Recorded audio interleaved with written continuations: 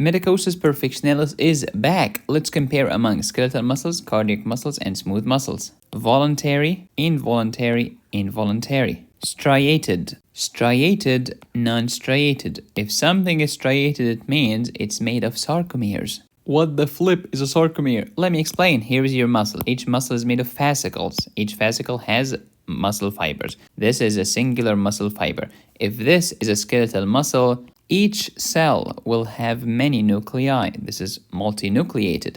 And then each muscle fiber is made of muscle fibrils. And then the fibrils are divided with these lovely Z lines into sarcomeres. Sarcomere, sarcomere, sarcomere, another sarcomere. Sarco, flesh. Mere, piece. A piece of the flesh. And this is made of myosin and actin. Myosin are thick fibers, actin are thin fibers or filaments. Muscles are striated or smooth. Striated are either skeletal or cardiac. The smooth are non-striated. Voluntary, involuntary, involuntary. Somatic nervous system, autonomic nervous system, autonomic nervous system. Multinucleated, uninucleated, uninucleated. The cardiac myocytes are branched. They have gap junctions. That's why the entire ventricles, for example, can contract together as a singular syncytium. In one of my physiology videos, I've told you the difference between motor and sensory. If you divide the brain here in the midline, most of the things in front of the midline are motor, most of the things behind that line are sensory. The same flipping concept applies to the spinal cord. Front, motor, back, sensory. Okay, medicosis, so if I want to go and supply muscles, is this a motor function or a sensory function? You want to supply muscles, this is motor. Okay, but we have two types of muscles. Some of them are voluntary, others are involuntary. If they are voluntary, they will take somatic nerve supply from the anterior horn cell. If they are involuntary, such as cardiac muscles and smooth muscles, they will take autonomic nerve supply from the lateral horn cell. The central nervous system is just your brain and spinal cord. All of the other nerves are peripheral nervous system, and they include cranial nerves and spinal nerves. The cranial nerves are 12 pairs. Some of them are sensory, some of them are motor, some are mixed. But all of your spinal nerves are mixed, which means motor and sensory in the same nerve. Tell me about the autonomic nervous system. What does the word autonomic mean? It means involuntary. And it's divided into sympathetic and parasympathetic. Most students know about this. What they do not know is that the autonomic nervous system includes the enteric nervous system in your gut, which is subdivided into myenteric for the motility of your gut and submucosal for the secretion. Sympathetic versus parasympathetic. Sympathetic is fight, flight. Parasympathetic is rest and digest. Alright, sympathetic nervous system. Let's say you're running from a tiger, you're running for your life. This is your sympathetic autonomic nervous system.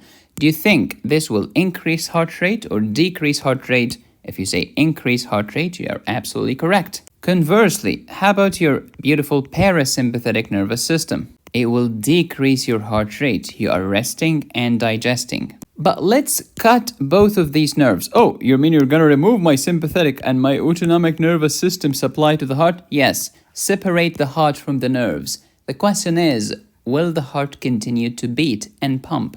The answer is yes. Wow, how come? Because the heart has automaticity. The heart has its own generator of impulses, and these are the SA node and the AV node. Can I do the same thing for the gut? Yes, if you remove the nerve supply to the gut can continue to move and secrete by the myenteric and the submucosal plexuses. Then what's the purpose of the outside nerve supply? This is to increase motility or decrease motility. Increase secretion or decrease secretion. But the gut, it's automatic. The gut has its own nervous system. That's why we always talk about your gut feelings, no pun intended. And now to the comparison, skeletal versus cardiac versus smooth. Skeletal, striated. Cardiac, striated. Smooth, non-striated. Let's talk about branching. Non-branching, branching, non-branching. Voluntary, involuntary, involuntary. Multinucleated, uninucleated, uninucleated. Since this is voluntary, it has somatic supply. Since this is involuntary, autonomic supply. Since this is involuntary, also autonomic supply. Autonomy. If you are autonomic, you have autonomy. The autonomy of the heart is by the sinoatrial node and atrioventricular node. The autonomy of the gut is by the enteric nervous system.